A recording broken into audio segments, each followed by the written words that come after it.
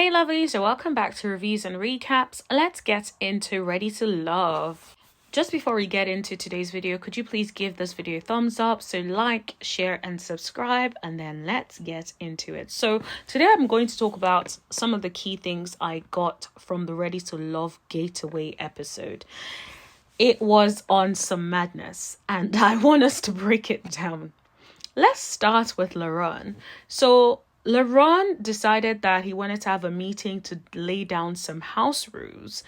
And here's the part that got me. He then decided to expose William for being involved in a scheme to send Koshia and Mika home.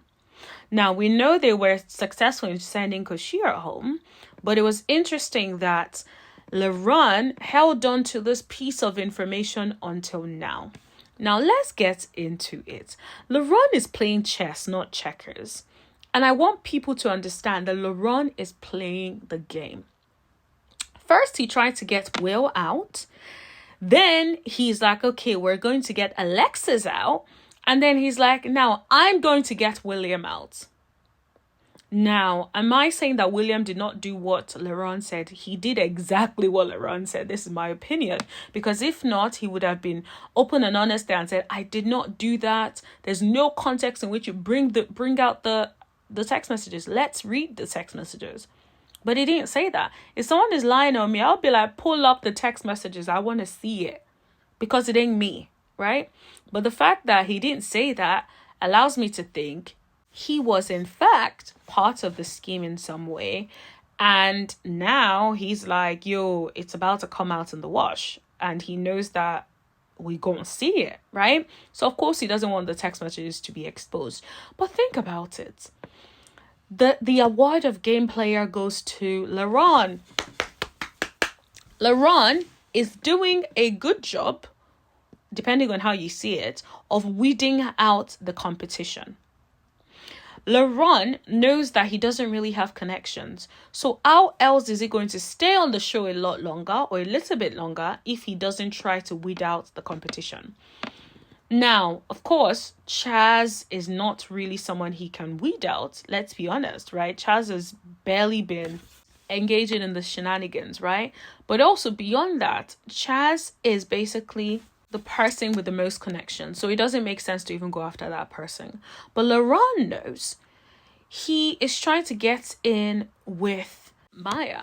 So, of course, he wants to remove William because there was no reason for you to have a group meeting to call out William if you're not trying to get William eliminated. So, Laurent is calling people out for strategy and conspiracy, but he is also displaying strategy. The difference is he's not conspiring with other people to do it. He is doing it by himself. That's the difference. But when I say, sit down and think about it. Everyone Laurent wanted to eliminate, he has gotten them out in some way. He's very smart. The interesting thing is, as someone who comes across as a party boy, no one would expect that level of strategy from Laurent. But it seems that Laurent is the one with the strategy. Maybe Vanessa needs to be talking to Laurent to ensure she doesn't get eliminated soon. I'm just saying. And if you think about the fact that after Laurent did what he did, it turned Maya off William completely. It was given mission accomplished. It was like right after that, it was all done. Maya could not even really look at William the same way. You could just tell like it had shifted for her. And so Laurent, kudos to you.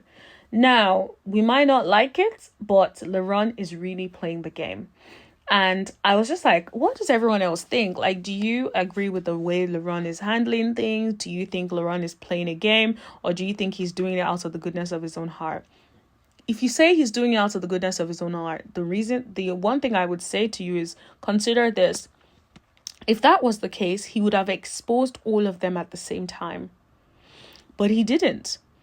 He made sure his exposure was strategic. You can't tell me that he didn't know from day one that William was part of the people. So William, Dominique, right? According to him. So he knew all these people. He knew what they were doing. He knew he had the screenshots the whole time. But he's like, no. And Alexis, rather. So he's like, no, we ain't gonna remove them yet. Let's take out one piece one at a time. And that's what he's doing. There's nothing anyone can use to convince me. But of course, I welcome your opinions. Maybe you guys would show me a different perspective that I haven't seen. So let me know in the comment section below. And let's talk about William and Patrice. William had a sit down with Patrice where he talked about a whole lot, right? He talked about the fact that he was going through a lot. He talked about the fact that he had to take time off work to focus on taking care of his father. Now, first things first, I'm very sorry for whatever it is that is going on with his father, having to take care of anybody and, having to make those sacrifices can be definitely very, very difficult. But I think there is an element of someone who is not stable financially that we need to also consider, right? So you took time off work. Are you still employed by that employment? Is this the comedy gig that you're not necessarily making much on, that you took time off? Or is this something else that you had a solid career in that you took time off? Do you have anything that you can fall back into? It would make me question where his place is financially, right? Like, what is he doing for money? Where does his money come from? I believe I recall he said something about being in the reserves or army or something like that in the past. So potentially that's where some of his money comes from. But is he financially there, or is he trying to prepare Patrice to say, girl, I ain't got it like that? Whatever the case is, I appreciated him being honest about what he was going through. But I can also understand why some people could feel like that is a lot of pressure. That is a lot on him. I can understand why someone would feel like that is a lot on him. So that's what I would say. That is a lot on them, rather. Like no one wants to sign up for someone who they feel like they're going to have to be taken care of. I know I don't want to sign up for that. Now let's talk about the one you guys are probably waiting for, Chaz. Chaz was acting like a little kid.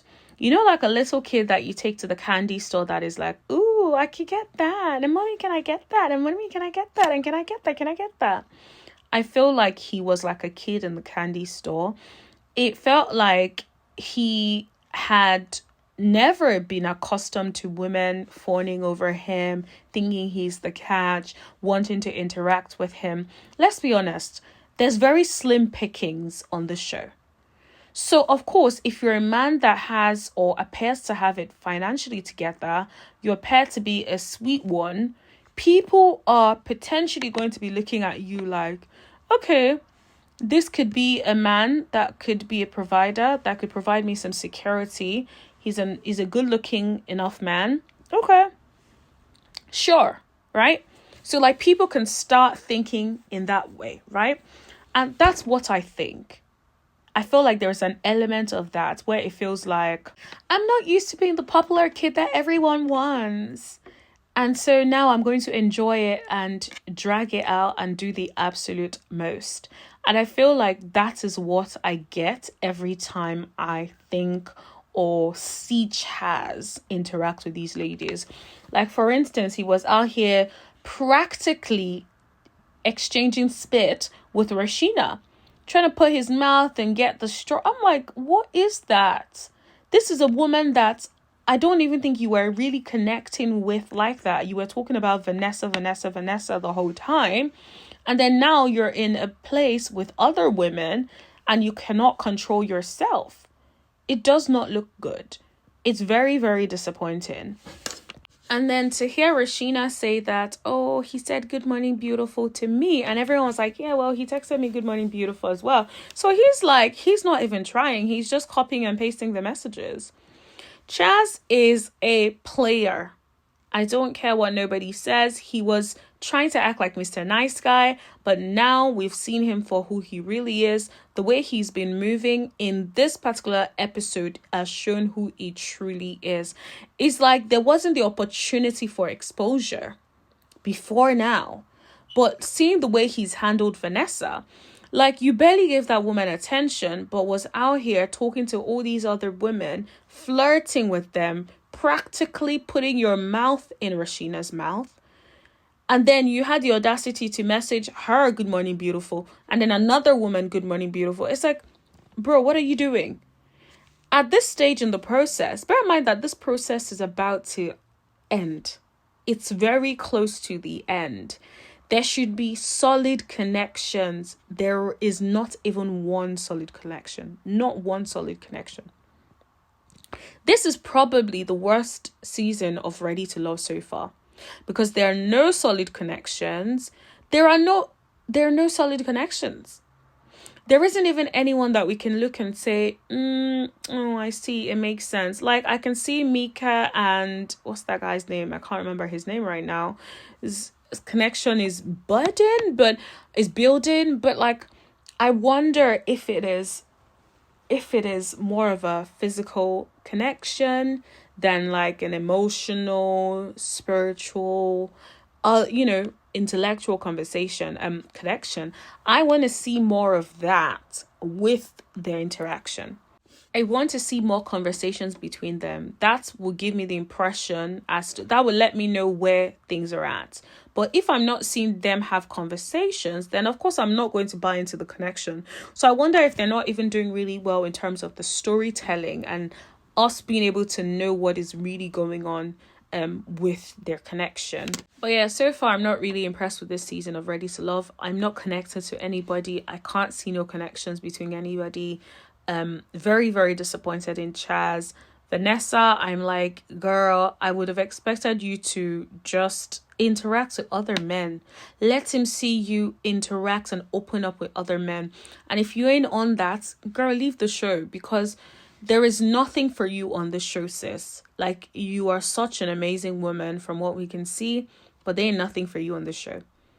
I will say, the way you were looking is very, very odd. Is giving, you a little jealous and have a little bit of ticky, in there somewhere. But it could be partly editing. We know how they put clips from somewhere and put it somewhere else. So I don't know for certain. But I'm sure we'll find out because maybe Little Black Book 91 will be interviewing Vanessa at some point. I would hope he does, because I would like to actually hear and get to know a little bit more about her. But anyways, that's all I had to talk to you guys about today. Let me know in the comment section below what you think. Have you enjoyed the season of Ready to Love? Do you have any connections that you're really buying into? Let me know in the comment section below. Don't forget to like, share and subscribe, and I'll see you guys later. Bye.